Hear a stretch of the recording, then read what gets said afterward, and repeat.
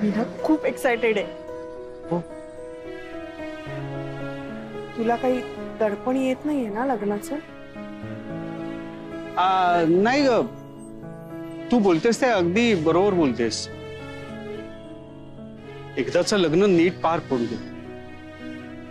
हो ना, कधीपासून आपण दोघं या क्षणाची वाट बघतोय. कोर्ट मॅरेज असतं ना तर मी दादाला सांगितलं असतं की लगेच उद्याच लग्न करू आपण, पण नको. तुझ्या आईला म्हणजे सासूबाईंना हवं तसं थाटामाटात लग्न होऊ दे.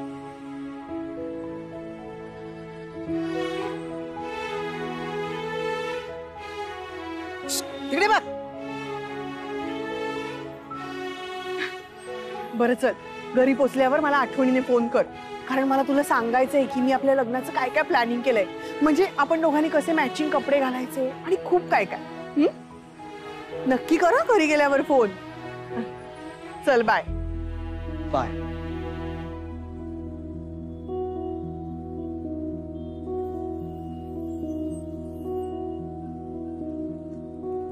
कमी खाल्लं ना म्हणून पाठवलाय त्यांनी. काय? आधी मला सांग, माझी अट तुला मान्य आहे की नाही?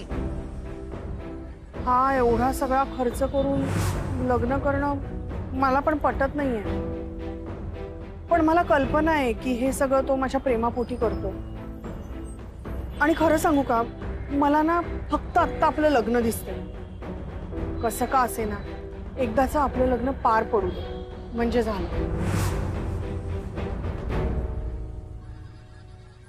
मान्य आहे? मग ठीक आहे, पण हे बघ, कर्णिकातलं इथलं काही सांगू नकोस. आता लग्न मोडायचे परत. अहो तुम्हाला खरंच जायचंय की नाही का मला तुम्ही असं थांबवून ठेवलंय? हो हो जायचंय, खूप बोलता तुम्ही. चल रे नंदा.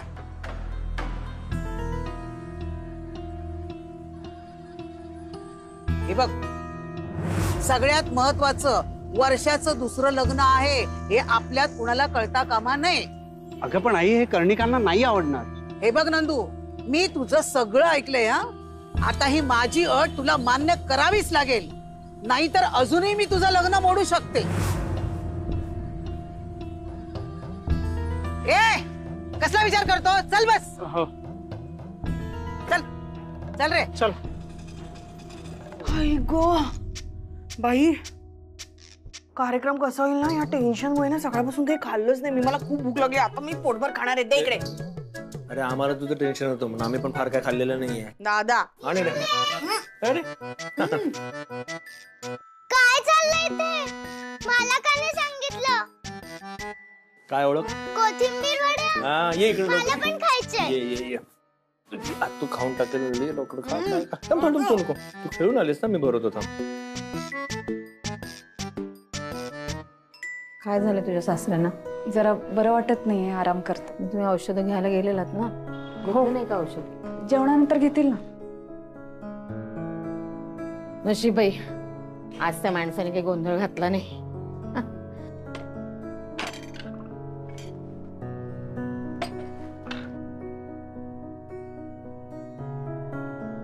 काय?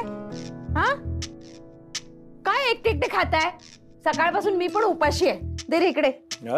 आई, तू लहान आहेस का? तुला कोण सांगितलंय नको खाऊस म्हणून? नाही नाही नाही मला पण हवी आहे. आहेत अजून वड्या. आणते आणते आणते आनंदी. हा ते दे इकडे. हा हे घे. घे दोन्ही घे. घे दोन्ही घे. वा ग वा. आईला भूक नाही लागत का? अगं, पैशाचं झाड लावलंस काय तू? काय चांगलं संगीत, लग्न बिग्न काय बोललास मगाशी? करेन मी, नका काळजी करू. काय काय करणार आहे? लग्न, हळद? आई, हळद घरच्या घरी करूयात ना आपण, आपल्या काही माणसांमध्ये. अगं पण पत्रिका तर छापाव्या लागतील ना. अहो, हक्काची माणसं आहेत. लग्न आहे असं कळल्यावर मदतीला येतील. तोंडी आमंत्रण देऊयात. हा, हो, पण आपल्याला जावयाचं मानपान पण करावं लागेल ना. त्यांच्याकडे काय पद्धती आहेत, रीतीभाती आपल्याला माहित नाही ना रे. नंदूदादा स्वतःहून आपल्याकडून काही मागणार नाही. आपण आपल्या परीने करूयात. हा तरी पण आपल्या वर्षाला ना एखादा नवीन दागिना करावा लागेल. काय आहे, जुने दागिने आहेत तिचे, पण तरी पण एक लग्न आहे तर नवीन दागिना तिला घालावा लागेल ना रे. आहे माझ्या ध्यानात ते. मी ते करणारच आहे वर्षासाठी. करशील रे, पण एवढा खर्च तू इथेच केला तर मग लग्नाच्या जेवणाचा खर्च, हॉलचा खर्च, केवढा खर्च असतो, तो कसा करणार? आपल्या आपल्या माणसांमध्ये करायचं म्हटल्यावर हॉल छोटाच लागेल. पण जेवणाचा खर्च तर करावाच लागणार ना, तोच फार असतो. आई मी आहे ना, माझ्या मदतीला कोणीतरी हवंय, मग मी करेन सगळं. काळजी नका करू तुम्ही त्याची.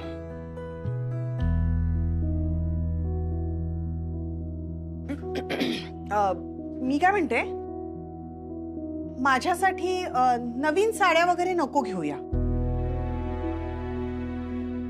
काय आहे, माझ्याकडे मागच्या वेळच्या आहेत ना, त्याच वापरीन मी. कशाला हव्यात ना नवीन. वर्षा, आपण नवीन कपडे घेणारच आहोत का राजा तुला? नाही आई, तुम्ही सगळ्यातच काटकसर करताय ना, मग म्हंटल कपड्यांचा खर्च तरी कशाला. माझे आहेत ना मागच्या वेळचे साड्या आहेत माझ्याकडे, त्याच वापरीन मी. नाही नाही नाही, वर्षात हे तसं नव्हतं म्हणायचं आम्हाला. दुसरं लग्न आहे ना माझं, उगाच खर्च नको. नाही ग, बरोबर आहे तुमचं, नको खर्च करूया आपण. अजिबात नाही, कोणाला काही काळजी करायची गरज नाहीये. होईल सगळं व्यवस्थित. आता माझं आणि आनंदीचं लग्न अगदी घाईघाईमध्ये आम्ही पार पाडलं होतं, त्यामुळे ते साधं सरळ झालं होतं. पण इतक्या वर्षानंतर आपल्या घरामध्ये लग्न कार्य असं काही मोठ्या प्रमाणात आपण केलंच नाहीये ना. हे करू ना, त्यामुळे कोणाला काही काटकसर करण्याची गरज नाहीये. छान धमाल करूया आपण. बरं थांबा बाळा.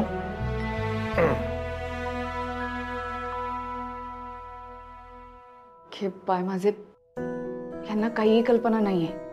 अजून बाबांच्या औषध पाण्याचा, ऑपरेशनचा खर्च निघेल ना. कसं सांगू मी यांना? दादा माझ्या लग्नाचा खर्च करतोय हे आनंदीला आवडलं नाहीये बहुतेक.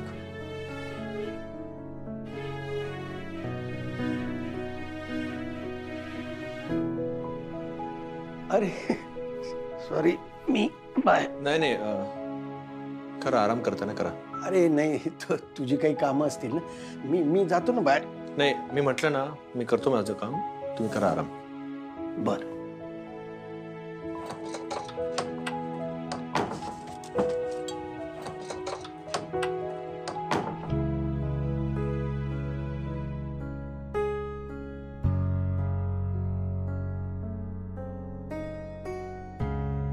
वर्षा, नंदकुमार, लग्न खर्च.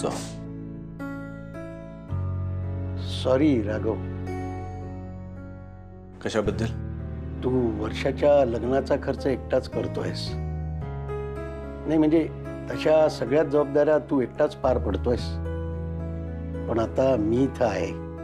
मला मदत करायला आवडलं असतं तुला, पण आता माझ्याकडे काहीच नाहीये. नका करू मदत, नाही गरज आहे त्याची. तुम्ही या घरात राहता याचा अर्थ तुमच्याकडून कोणी अपेक्षा वगैरे नाही करत, हे लक्षात असू द्या. जेव्हा इच्छा अपेक्षा होती तुमच्याकडून तेव्हा तुम्ही निघून गेलात. खरं तर तुम्ही परत याल ही सुद्धा अपेक्षा नव्हती कोणालाच. हो ते माहिती आहे मला, पण आलो. नशीब वर्षाचं लग्न तरी बघता येईल. काहीतरी करावंसं वाटतंय, पण सगळं तू एकटाच करतोयस म्हणून बोललो. तिचा भाऊ आहे मी, भाऊ म्हणून हे कर्तव्य पार पाडतोय मी, आणि हे सगळं काही मी आनंदाने करतोय. हो पण खर्च आहेच ना रे. तसं तुझं वय फार नाहीये, आणि मुलीच्या लग्नाचा खर्च हा बापानच करायचा असतो. जे मी करायला हवं ते सगळं तूच करतोस म्हणून बोललो. हे बघा, वयाच्या 16व्या वर्षी मी आपल्या घराचा किराणाचं सामान भरायला सुरुवात केली होती. 20 वर्षांचा होतो ना, तेव्हापासून आपल्या वर्षाचा सगळा खर्च मी माझ्या अंगावर घेतलाय. मी 22 वर्षांचा झालो आणि मला नोकरी लागली तेव्हापासून आपलं घर मी सांभाळत आलेलो आहे. मग आईचं औषध पाणी असेल, वर्षाचे हट्ट असतील, मग त्यानंतर चिंगी आली, मग आनंदी, या सगळ्यांना मी सांभाळतोय. पण कोणाला आम्ही एका पैशाची सुद्धा कमतरता कधीच भासू दिलेली नाही आणि देणारही नाही. तुमची जागा मी केव्हाच घेतलेली आहे, पण तेव्हा काही हौस नव्हती मला. पण तुम्ही रिकामी ठेवून गेलेली जी जागा होती ना, त्याकडे माझी आई नजर लावून बघत राहायची आणि त्रास व्हायचा तिला खूप. हे मी बघितलंय, म्हणून हे सगळं करत आलोय. पण आता हे लग्न कार्य मी अगदी आनंदाने पार पाडणार आहे. नका तुम्ही काळजी करू, तुम्ही तुमचं चालू राहू द्या.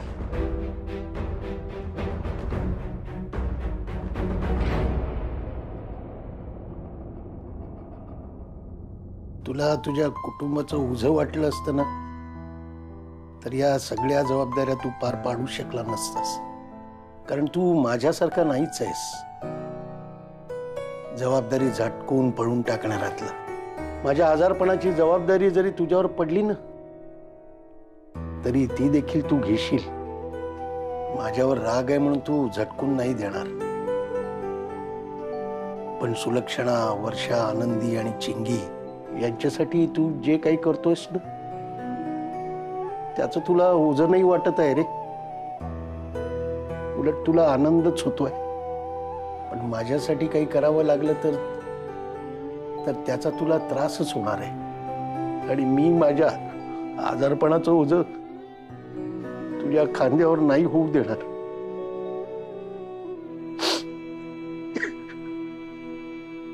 होय होय सुलक्षणाताई, तुम्ही फक्त तारीख सांगा, आपण पुढच्या तयारीला लागू. हो, आणि बरं का, वर्षाला माझ्या वतीनं अभिनंदन सांगा. हो हो सांगतो. अहो सांगणार ना तिला, नक्की सांगणार. मालती, ए मालती. हो आले. काय हो? अगं सुलक्षणाताईचा फोन आला होता. फायनली नंदू आणि वर्षाचं लग्न ठरलं. बरं झालं बाई, देवाने ऐकलं हो पोरीचं. अगं देवानं केव्हाच ऐकलं होतं, आता फक्त नंदूच्या आईनं ऐकलं. जा देवासमोर साखर ठेव जा. मी आता आले. बरं का मालती, आता आपल्याला कंबर कसून उभं राहावं लागणार आहे. आनंदी, आत्ता सुलक्षणाताईंचा फोन आला होता, कळली बरं का आम्हाला वर्षाच्या लग्नाची बातमी. ये तू, ये आतमध्ये ये. अगं बाबा, काय झालं, बोल ना. बाबा तुम्ही मला म्हणाला होतात ना, तुला कधीही काही गरज लागली की तू ये म्हणून माझ्याकडे. अर्थात. अगं हे तुझं हक्काचं घर आहे, जो माहेर आहे हे. बोल. काय झालं आनंदी? ये तू बस. तू बस बस बघू. ये आनंदी, काय झालंय बोल ना. आई, बाबा मला ना काही कळतच नाहीये. म्हणजे वर्षा त्यांच्या लग्नाचा एवढा खर्च करायला निघाले ते. अगं बरोबर आहे ना. अगं राघव वर्षाचा भाऊ आहे, आता बहिणीच्या लग्नासाठी एवढा खर्च करणारच ना तो. नाही नाही, तसं नाही म्हणायचंय मला. खरं तर खूप चांगली गोष्ट आहे. पण मग बाबांच्या आजारपणाचं काय? आता आजारपणात पण केवढा खर्च निघणार यांना सांगायला हवं ना मी. मला हेच कळत नाही की मी ह्यांना सांगू की नको. पण न सांगणं चुकीचं आहे. शेवटी त्यांच्या वडिलांचा प्रश्न आहे. हेच कळत नाही मला मी काय करू असं. आनंदी, तू आधी शांत हो बघू. अगं पण काही जरी असलं तरी त्याने सगळ्याचा विचार केला असेलच ना. नाही नाही आई, त्यांना काहीही माहिती नाही यातलं. म्हणजे नेमकं काय झालं राघवच्या बाबांना? आम्ही त्या दिवशी म्हणजे ह्यांनी घर बघितलं ना बाबांसाठी, तिथे गेलो. मी आणि बाबा व्यवस्थित बोलत होतो. अचानक बाबांना चक्कर आली. मी डॉक्टरांना बोलवलं तर डॉक्टरांनी मला सांगितलं की त्यांना ब्रेन ट्यूमर आहे.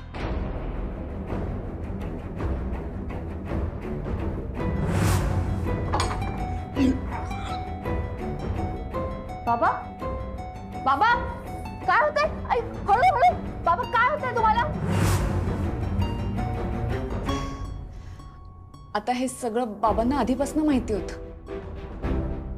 पण आम्हाला त्रास व्हायला नको म्हणून यातलं काही सांगितलं नाही आम्हाला. आता आम्हाला डॉक्टरांनी सांगितलं की लवकरात लवकर त्यांचं ऑपरेशन करायला हवं. आता बाबा मला म्हणतात की घरी कोणालाही काही सांगू नको. एवढी मोठी गोष्ट मी कशी लपवणार आहे सगळ्यांपासून?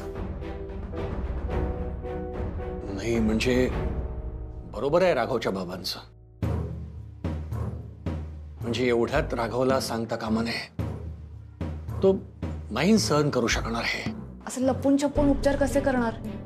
कधीतरी मला ह्यांना सांगावंच लागणार आहे ना आई. आणि अचानक कळलं तर धक्का बसेल ह्यांना, गोंधळ उडेल ह्यांचं.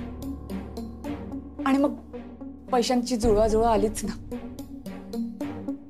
नाही सुनबाई,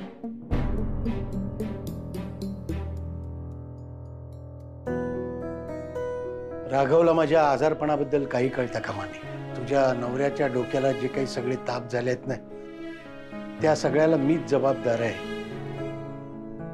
त्यात आणखीन एकाचा ताप नको.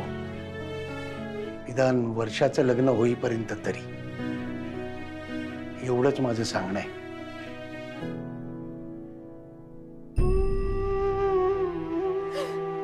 पोराचं काय नशीब आहे हो. त्याच्या नशिबात बापाचं सुखच नाहीये. मालती, बाप, मुलगा, नवरा, सगळ्या जबाबदाऱ्या त्याने पार पाडल्या. लहान वयातच आईच्या खांद्यावरचा भार घेतला. आई, वर्षाला चांगलं घर नाही मिळालं ग, पण तरी सुद्धा त्याने तिचा सांभाळ केला, तिला आधार दिला. पण त्याचीही जाणीव होऊ दिली नाही. आमची रमा अचानक त्याच्या आयुष्यातून निघून गेली, पण तरी सुद्धा तो खचला नाही. चिंगीचा त्याने सांभाळ केला. आई, बाबा दोन्ही जबाबदाऱ्या त्याने पार पाडल्या. आनंदी, नंतर तू त्याच्या आयुष्यात आलीस, पण त्याने तुलाही काही कमी पडू दिलं नाही ग. घरातल्या पुरुषाकडून आपण किती अपेक्षा करत असतो. नाही, बाई सुद्धा सगळ्या जबाबदाऱ्या घरातल्या पार पाडते, पण त्याची जाणीव असते. आणि ती जर नसेल ना तर ती जाणीव करून दिली जाते. पण कर्त्या पुरुषाचं काय? त्याने सगळं केलं पाहिजे, सगळ्या जबाबदाऱ्या पार पाडल्या पाहिजे. हा, पण तोंडातून त्याने अवाक्षर काढायचं नाही. कारण 4 जण तयारच असतात बोलायला. झेपलं नाही तर करतो कशाला. आणि त्याने रडायचं सुद्धा नाही, रडू आलं तर. कारण पुरुषासारखा पुरुष तू रडतोस का?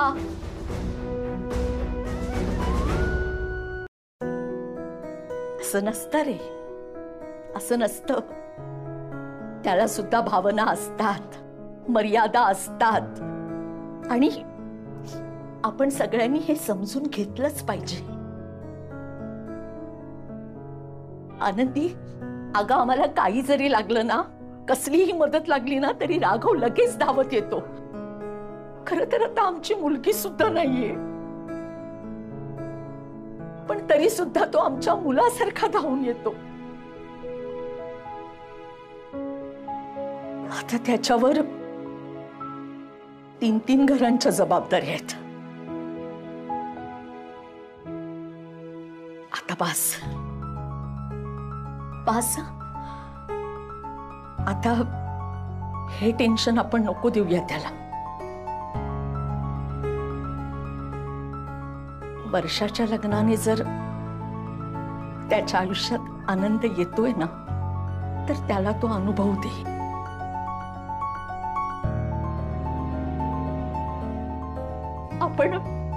आपण आपल्या परीने त्याच्यासाठी जे जे करता येईल ना,